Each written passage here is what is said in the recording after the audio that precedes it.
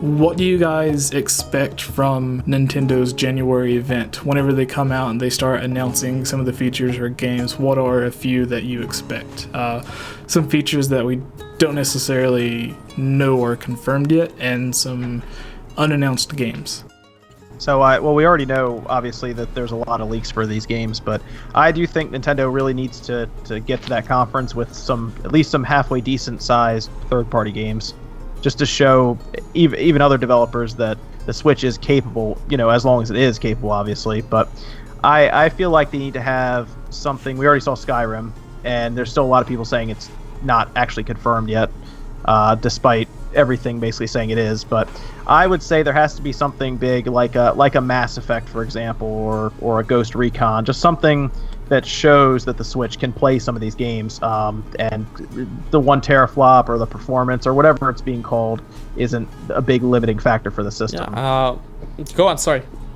Go on, sorry. Oh, sorry. And of course, the big fear for all Nintendo fans and everything is the lack of third-party support in the past. And I think if you start the show off with, I don't know, Mario or Zelda, and then it all of a sudden flashes into, like I said, like a Mass Effect, a Ghost Recon, even a Resident Evil, anything you can do to show that there will be third-party support in the future. I think that's key in January. Yeah, I agree with that. Like, people are constantly worried about third-party after what happened with the Wii and the Wii U.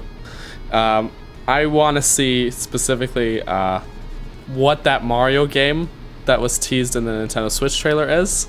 I just really want to know what that is specifically. And do you think that was more of a tech demo to show off what the Switch could do, or do you think it's something that's actually in production?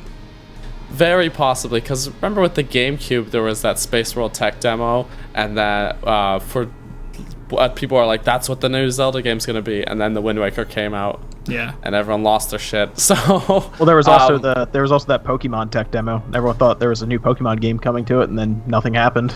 Yeah, so I mean, it's possible it's just a tech demo, but usually I think those are shown more at events rather than in a trailer where it's in the midst of a bunch of already confirmed games. I think just because there was all these games that, like, we've got Breath of the Wild, and then there's Mario Kart, and then Skyrim, and these are games that we know to be real, and then just a glimpse of Mario.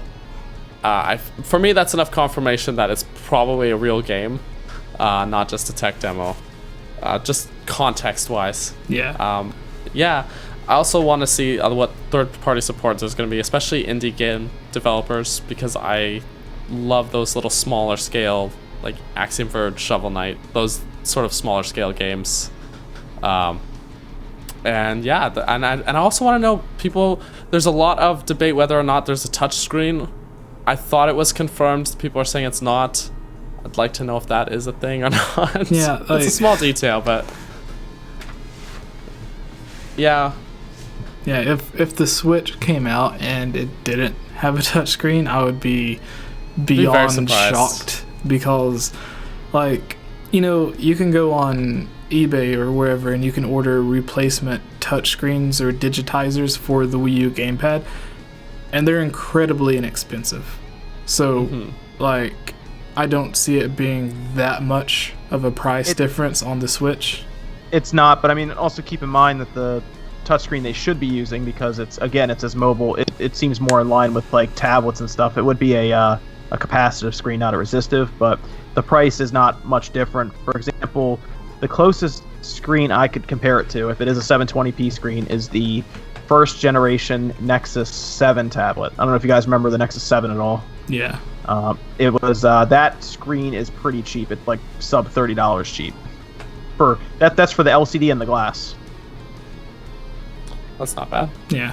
So, I mean, I don't, like, whenever I seen, like, you were talking about the Mario game for a bit, and that's what I'm most excited for, because we seen Zelda we know what Breath of the Wild is. But that Mario game, one thing that I noticed that not a lot of other people really talked about was every time that it showed one specific person playing one specific game and they took the Switch somewhere else, they continued playing that game at the other place, or whatever they did, like it was the same person playing the same type of game. And whenever the woman that was playing the Mario game, she seen her friends over on the other rooftop, she took it off of the dock and went over to where her friends were, the little party they were having, and your brain tells you she continues playing that Mario game. But what she did was she took off each of the Joy-Cons and handed one to her friend. And to me, that gave me hope that this new 3D Mario game is going to be not just a 3D Mario game, but a multiplayer 3D Mario game, kind of like the way Super Mario 64 was supposed to be, or how they made the remake 64 DS or whatever. And hey, like was mentioned, like they're not exactly strangers to revisiting past ideas that they couldn't properly implement, right? Yeah. So yeah, maybe. Her name's Karen, by the way. Oh, I don't know if you guys saw her amiibo. That's a shout out to the Reddit, the Switch Reddit. All right. Yeah. What excites me? Meme. Yeah, Something that really excited me. Yeah, I didn't know. Like, I know the one guy that was on the Splatoon segment, he had the podcast with Game Explain. That was interesting, but I didn't know if whoever the woman was went out and had her own podcast or interview with somebody. She's been named Karen on the Reddit, and Jimmy Fallon was actually making mention of her, so he must be near that. He must know about the Switch Reddit also. Yeah, that's great. All right. Well, thank you guys both for coming on, joining me. For those listening, there was supposed to be another RMFH, so if you guys are fans of Zelda, which I don't know why you wouldn't be, go check out his stuff. And once again, you guys, go ahead and give yourselves a shout out to where people can find your channels and what they can expect to see on your channels. This is John over at Spawnwave Media, and you can come to my channel and watch me smack a totally legit dev kit with a hammer. And I'm Daniel. Again, I work at ZeldaInformer.com, where I make videos for the YouTube channel, and I have my own channel called NSHG Films, where I do other gaming stuff that's not necessarily Zelda. And yes. Yeah, alright. Well, everybody watching, please go subscribe to their channels. They have great content on both, whether you're watching Daniel's stuff on Zelda Informers or however you're doing it. It's awesome. Like what John was saying, I laughed so hard the first time I seen the video on the Spawnwave channel.